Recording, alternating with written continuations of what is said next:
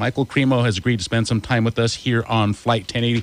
Now, before I get to him, let me just read some of the what I found on Wikipedia, okay? Michael Cremo is an American freelance researcher who identifies himself as a creationist and an alternative archaeologist. Some scientists have deemed his field as pseudo-scientific, and I have to start off right there. Michael Cremo, let me welcome you on board Flight 1080. Good to be with you. Thank you, sir. Now, when I read that, the last term that I read there, or that last word, pseudo-scientific, I was speaking with one of my friends about, not you, but other people who think outside the box, and they're criticized by scientists as practicing pseudoscience. And I find that interesting and fascinating and kind of closed-minded and almost anti-science, that attitude. Right? I mean, science is science. If you're pulling up these things and proving and challenging what is conventional knowledge, that's not pseudoscience. That is science. What's happening is their failure to adapt. I mean, science, if nothing else, is always progressing, right? Nothing is ever final, and nothing.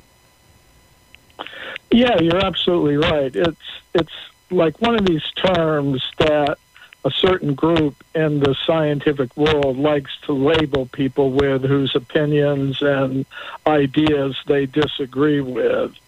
It often happens. It happens to researchers who have demonstrated things in the field of parapsychology. You know, they're often dismissed as pseudoscientists. Scientists who have dared to explore things like alien abductions and UFOs, there are some, and they get labeled as pseudoscientists. So it's a kind of name calling, and I think the real cure for it is just, well, let's deal with the facts rather than using ad hominem arguments like that, just calling people you don't like a bad name. Let's talk about the facts. Right. Well, those people are a bunch of idiots. How's that? Okay. So now, what are they so insecure about? What I understand that you've written a few books, right? One of them is called Forbidden Archaeology. Is that right? Yeah, that's the main topic I deal with. Okay. Tell me a little bit. What is this about? What does that mean? Well, if you go to the average museum, you'll see all kinds of archaeological artifacts, human bones, stone tools, things like that on display in the museum. But you only see the things that support the current dominant theories about human origins in antiquity. And the current dominant theory is that humans like us first appeared on Earth less than 200,000 years ago. So what you see in the museums kind of conforms to that. The evidence for a human presence, for humans of our type, only goes back that far. But, if you look in the storerooms of those museums, you're going to find other artifacts and bones that tell a far different story, namely that humans like us have existed for vastly longer periods of time on Earth. There are human bones, human artifacts that archaeologists and geologists and paleontologists have discovered that put a human presence going back many millions of years on this planet. But you don't see that mentioned in the textbooks. You don't see those artifacts on display in the museum. There's a process of what I call knowledge filtration that operates in the scientific world. So in my book, Forbidden Archaeology, I've brought that evidence to light. How old do you think, how long ago was man around? You say for many millions of years. Are we talking hanging out with the dinosaurs? Are we talking, how far back are we talking here? During the time of the dinosaurs, even before, the time of the dinosaurs. In 1932 in Brownwood, Texas, a human skull and some human bones were discovered by road workers who were using dynamite to blast through a layer of limestone. And in the limestone, they found a human jaw, part of a human skull, a human femur, and other bones this limestone dates to the Carboniferous period. That's over 250 million years ago, going back very, very far in time, before the time of the dinosaurs even. So I think the actual history of our species goes right back to the very beginnings of the history of life on Earth. Okay, speaking of the beginnings of mankind, I mean, do you believe in Adam and Eve? Do you believe that we started that way? What does the evidence point towards, in your opinion? I think it does point towards something like that. A lot of my ideas about these topics are inspired by my studies in the ancient Sanskrit writings of India. But I think it's a common thread that runs through a lot of the ancient wisdom traditions, whether we're talking about the Bible or the Quran or the Vedas, the sacred books of ancient India, or American tribal knowledge or Pacific Islander knowledge. They all pretty much agree that humans have been around since the beginning, and whether you call the first couple Adam and Eve or by some other name, the idea is still there that we're not here by accident. We're not just molecular machines that have come about by chance through a process of evolution by natural selection, but rather we've been placed here on this planet for a purpose. And this was so. I guess if you believe in Adam and Eve, you would have to believe in God. I mean, I don't want to put words in your mouth, but is that what we're looking at here? Well, sometimes when people hear a word like God or soul, they turn off because they think it's something that requires belief or faith. It's not fact-based. It's not science-based. But I look at it in a different way. I look at it at the phenomenon that I'm a conscious being. You're a conscious being. Consciousness is very important. It's the most fundamental fact of our existence.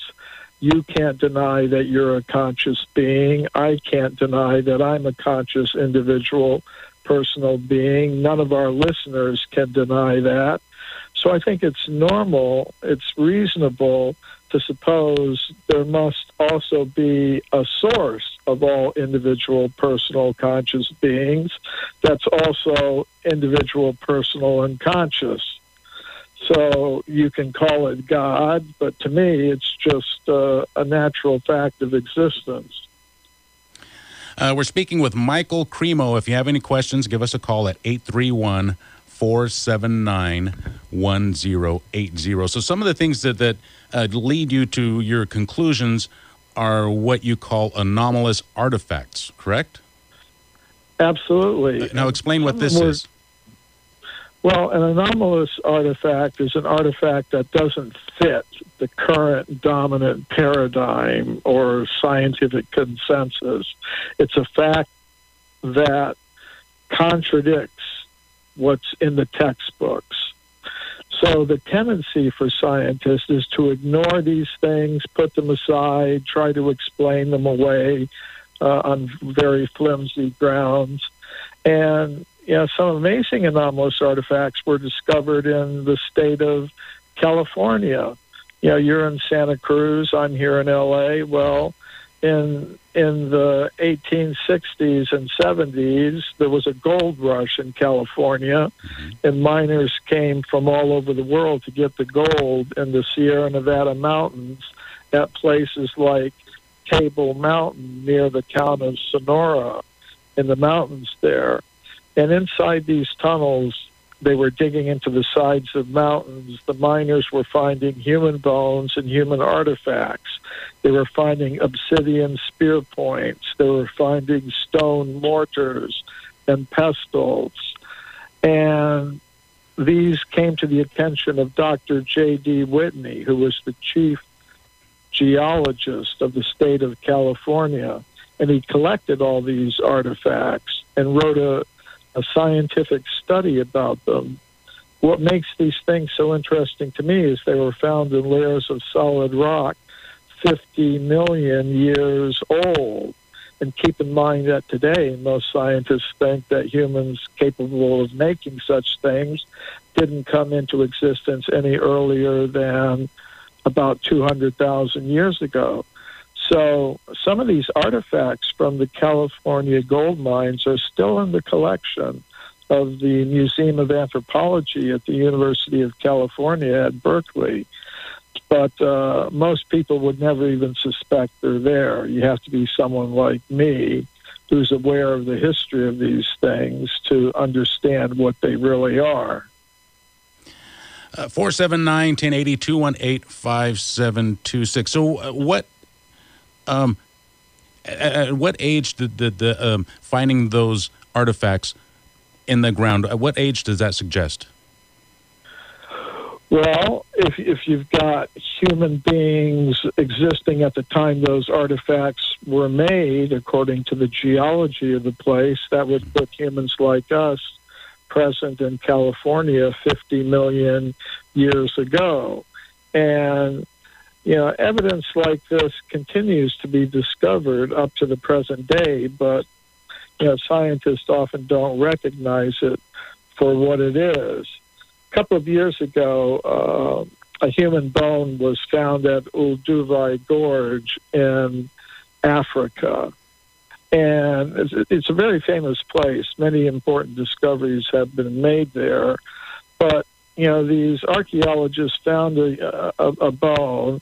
They said it's human, but it was in layers of rock 1,800,000 years old. So they said, well, it even though it looks human, it couldn't really be human because of the age of the formation which it's found.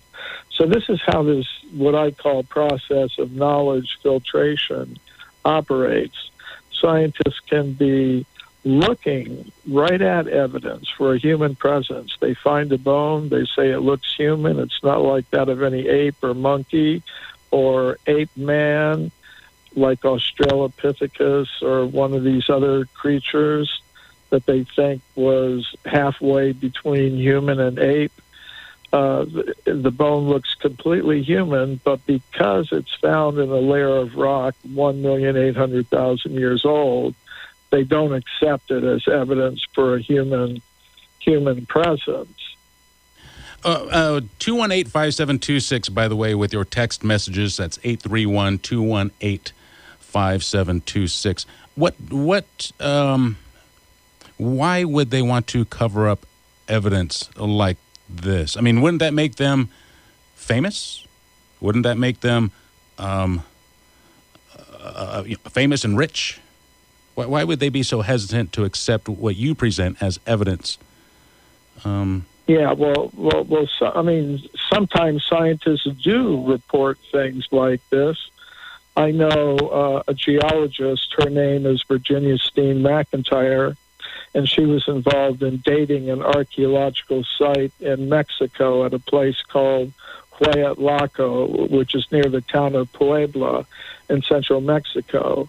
There, a team of Mexican and American archaeologists had uncovered some stone tools and weapons, and they wanted to know how old they were, so they called a team of geologists from the United States to do some dating studies of the site.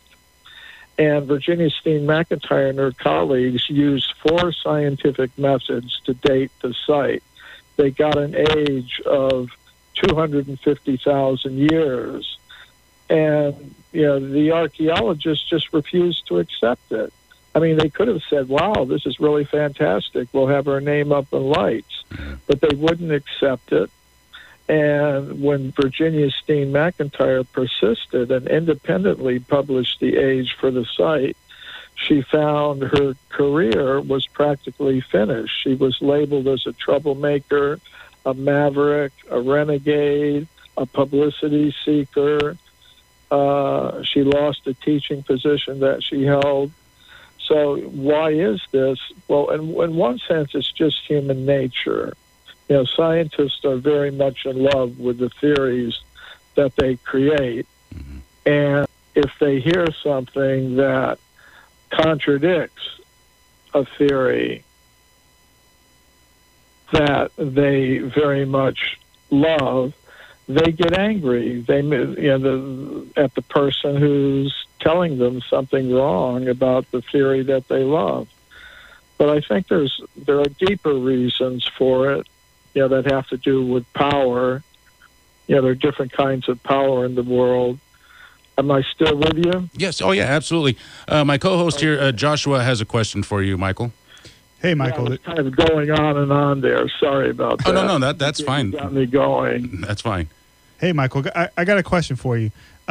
Sure. What do you think about, I've heard and seen some evidence for the theory that in the past, humans might have been much taller. What do you think about that? Do you subscribe to that idea? In a sense, I do.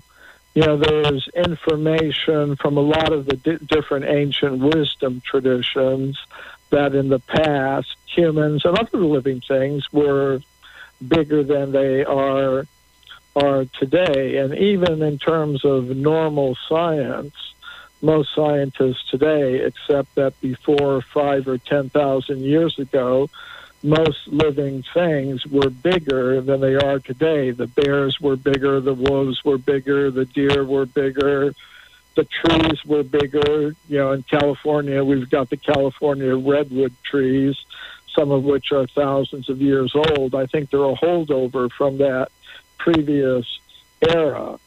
And, if you look in the Bible, there's the story of Goliath. In the ancient Sanskrit writings, it says that in previous ages, humans were bigger than they are today.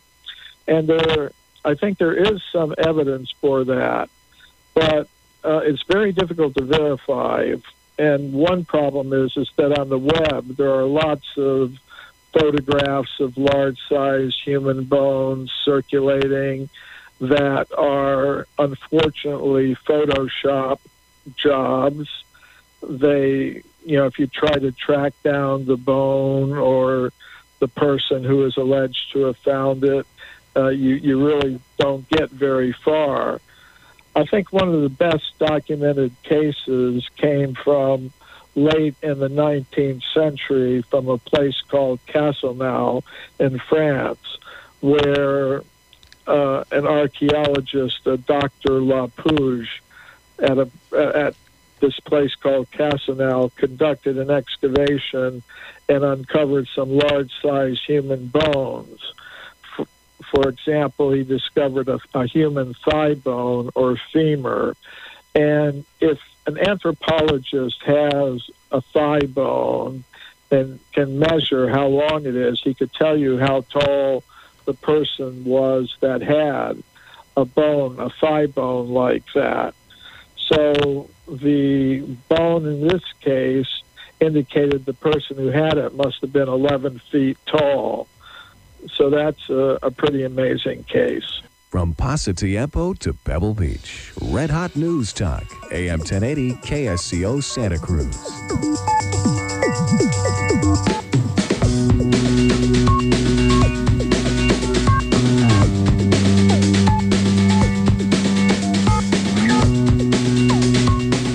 KSCO Santa Cruz Flight 1080 is back in the air. We're hanging out with Michael Cremo and Joshua Fontanilla, and you as well if you want to join us. 831-479-1080, 831-218-5726, DM at ksco.com with your emails. All right, Michael Cremo again joining us. We want to thank you again for joining us here on Flight 1080. Are you there? Yes. Okay, there we go. Back with you. Okay, Michael, we got some text messages here.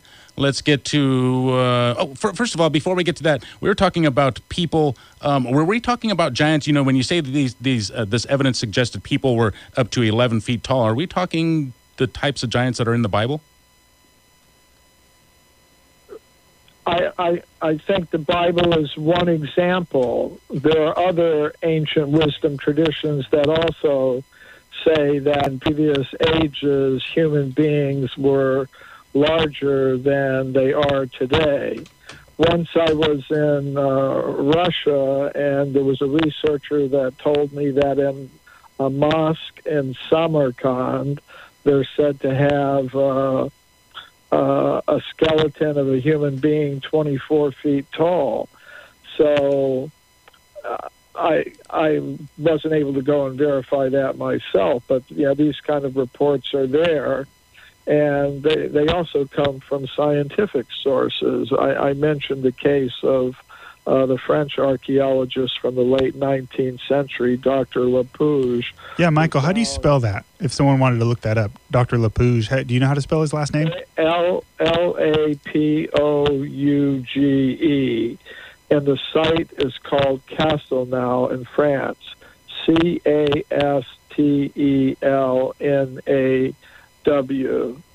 I think it's one of the, there are lots of reports of discoveries of large-size human bones, many here in the United States. But the difficulty is if you try to track them down where they are now, it's almost impossible. Sometimes we hear they were in museum collections like the Smithsonian, but they're not there today. Interesting. 479-1080. Are you ready to take some phone calls, Mr. Cremo?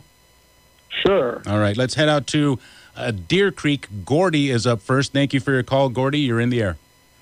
Thank you very much, Dave. Doctor, today we have DNA that we can trace back. I subscribe to Archaeological Magazine, and I noticed in here that MUC7, which is a genetic marker that's found in human saliva, has been traced back to 150 to 200,000 years ago to Africa. That's one bit of evidence that humans have been around longer than the current popular paradigm. The second thing is excavations in Morocco uncovered a 300,000-year-old bone of some earliest members of Homo sapiens that was discovered in 1961. And with as I said, with the possibility of DNA, how we can link and we can actually map out how various versions of peoples, whether they were Neanderthals or Homo sapiens or others, it looks to me like that these are all interbred into what we have today as what we call human beings. Do you have any comments about those discoveries? Yes, I do. The Morocco discoveries from the Jirhoud caves are very interesting. They were reported earlier this year or late last year, and they do go back about 300,000 years, and they're considered to represent Homo sapiens. So I would say that discoveries like that show that science is moving in tiny steps. I'm talking about mainstream orthodox science is moving in tiny steps in the right directions. Yeah, when I first started doing my research for my book, Forbidden Archaeology, in the 1990s, most scientists thought human beings like us had been around for about 100,000 years. So they gradually pushed it back to about 200,000 years. And now they're starting to think about pushing it back to about 300,000 years. But I would say if you look at all the evidence that's ever been discovered, you'd have to push our human origins back many, many millions of years.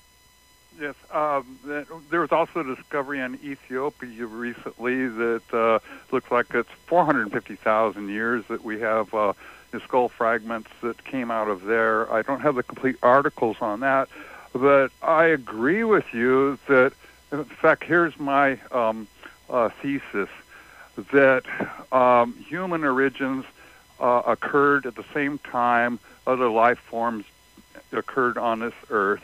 And since then, the genetics, again, we can trace these back so far, according to what we find in archaeology, even though we have difficulty in bringing things out to openly discuss these. But if we look at the way genetics work and how long it takes for these things to occur, I think we can duplicate in reverse the model that brought us to this current point.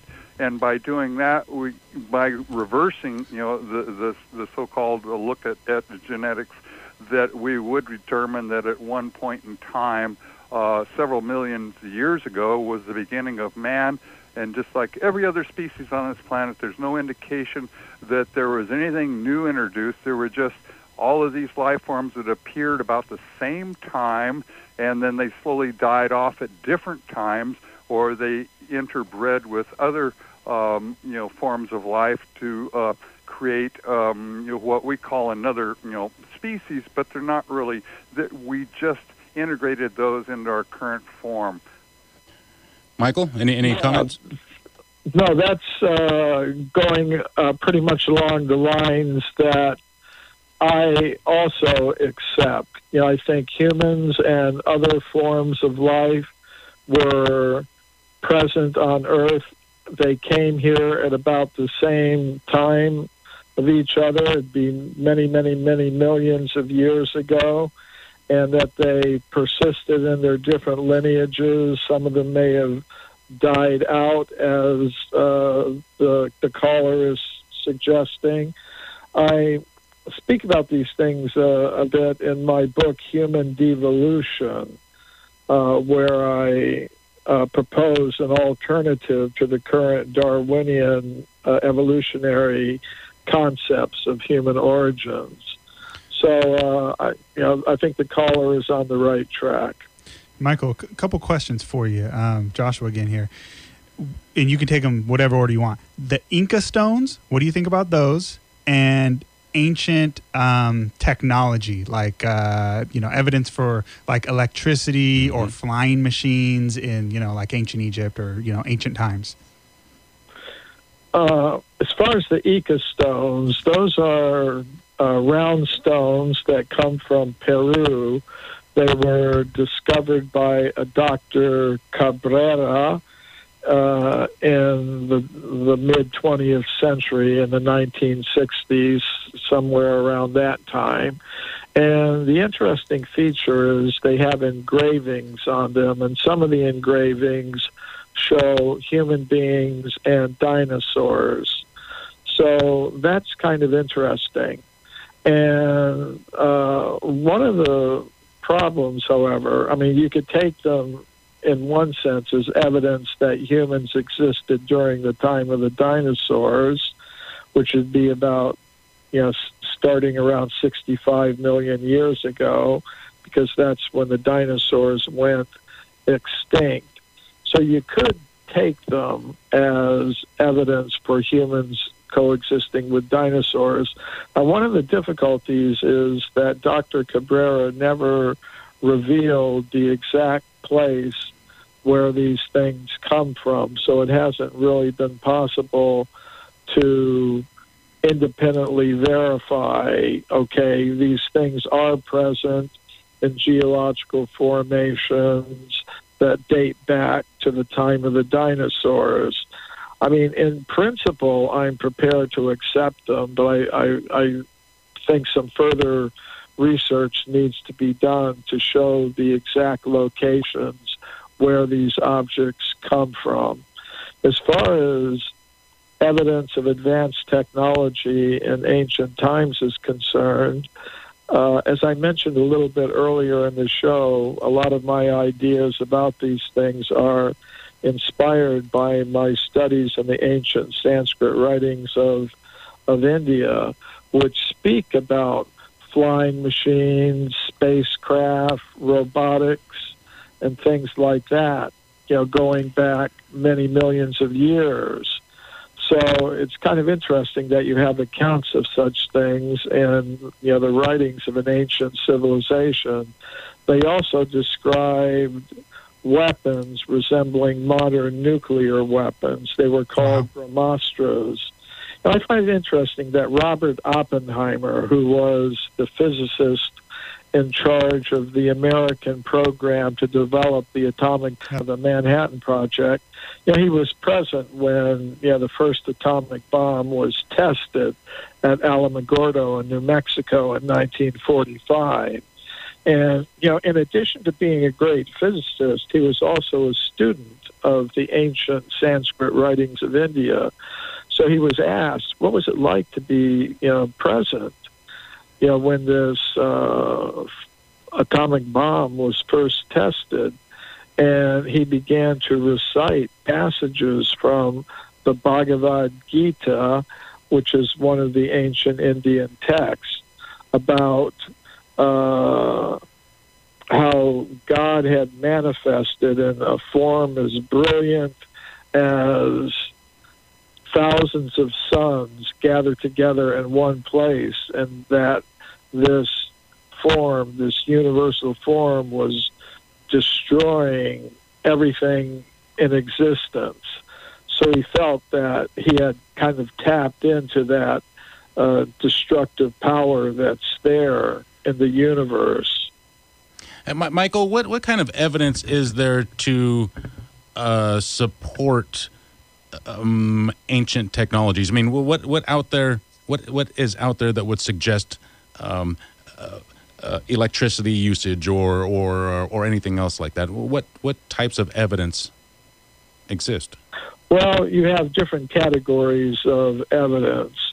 You've got what's written in the text of some of these ancient cultures. They describe things that supposedly were invented thousands of years later. That's one source of evidence. Then another source of evidence is the carvings that we see on ancient structures. For example, researchers in Egypt have pointed to carvings on temple structures from the ancient Egyptian buildings, where there are carvings showing what appear to be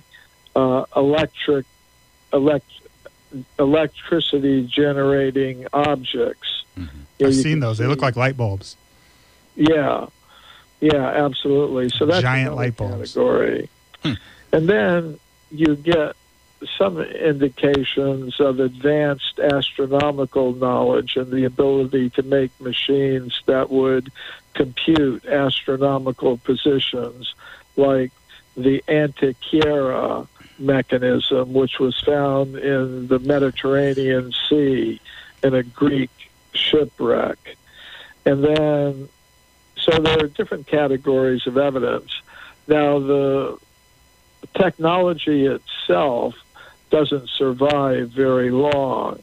I mean, we think of our technology as very hard, but, studies have been done on, what would happen to the remains of our technological civilization if humans were to disappear from the earth today. Mm-hmm. There have been interdisciplinary scientific studies on that. And, they've shown that after a few thousand years, the weather, tsunamis, fires, earthquakes, and just the normal process of the oxidation of metals and things like that would result in, after 10 or 20,000 years, there would be hardly anything left at all that you could really detect unless you were specifically looking for it. And that's something I've always wondered myself too. Do you have any thoughts of, if we were to disappear today, what would be left? Like the Egyptians have left these pyramids. We have, there it is. They existed. There it is. There's a monument to them. What would be our reminder that we existed here? Do we have anything today that is comparable in permanence as the pyramids? This topic came up just this year. There were some astrophysicists who were asking questions like that. They concluded that not very much of our kind of technology would survive. What you might find, they concluded, after very, very long periods of time, would be something like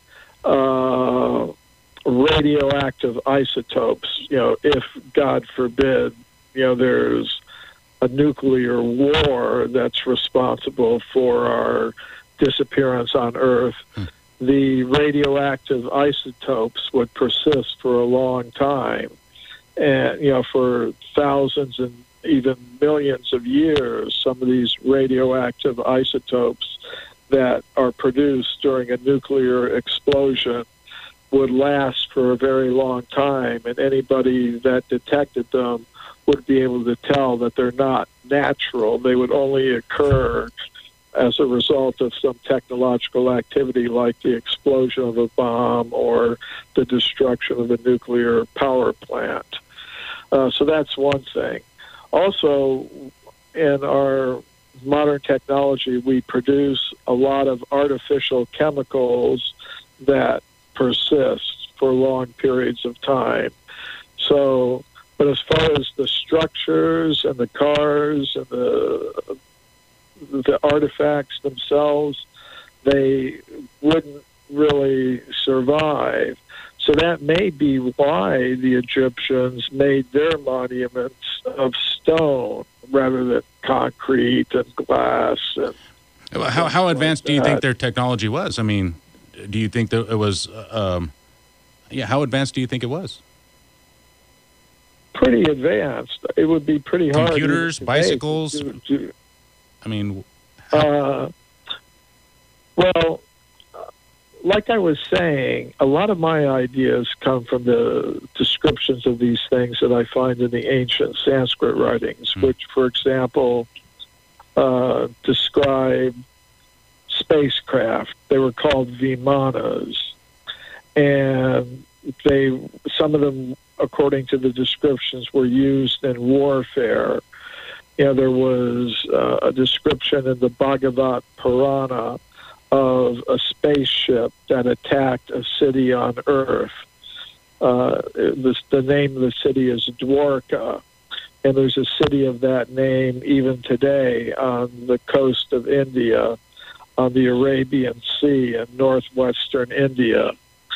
And the descriptions of this craft say it was made of metal, it was flying through the air, it would sometimes appear to be in several places simultaneously, so that the forces that were trying to, on the ground, who were trying to defend the city, couldn't shoot it down with their weapons.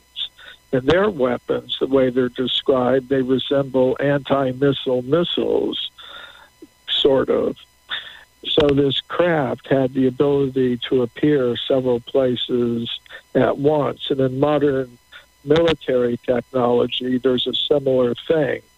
If a country has an intercontinental ballistic missile with a nuclear warhead, they equip them in such a way that they can deploy decoy warheads to confuse the radar of the country that's trying to defend against them.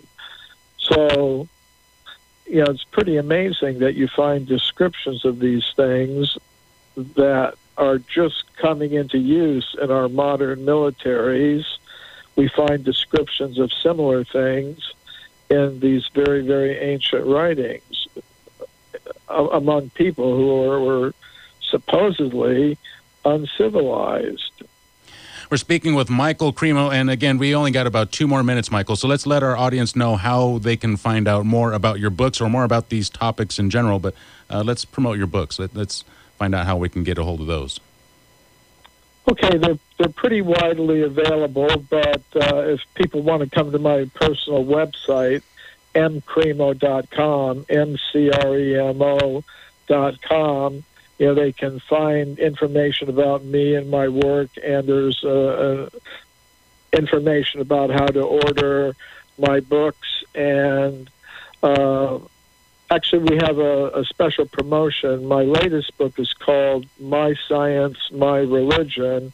It's a collection of 24 papers that I've presented about these topics at mainstream, which many people find very surprising. But it's true. And whoever orders that book from my website, mcremo.com, mcremo.com, will also have the chance to request a free copy of the Bhagavad Gita, one of these ancient Sanskrit writings that Robert Oppenheimer quoted from when the atomic bomb was first tested in Alamogordo, New Mexico in 1945. So that would be the first stop, my website, mcremo.com, mcremo.com. All right, Michael. Again, I want to thank you for joining us here on Flight 1080, and I wish you the best. Fantastic. Thanks for having me. Thank you, sir. That was Michael Cremo joining us on here on Flight 1080. What do you think about that, Joshua? Pretty interesting stuff. Man, dude, the thing about doing an interview on the phone is there's that slight delay and also the volume difference. So I don't want to just talk right over him and cut him off and ask him this, and that. But man, that was some good stuff. Also, a lot of people would say different. Yes, different stuff. 479-1080. We're going to be right back. We'll be back with Joshua Fontanilla and you if you want to join us. We'll talk about this and other topics. We've got a whole bunch of stuff, so keep it tuned in. KSEO Santa Cruz, and we'll be back.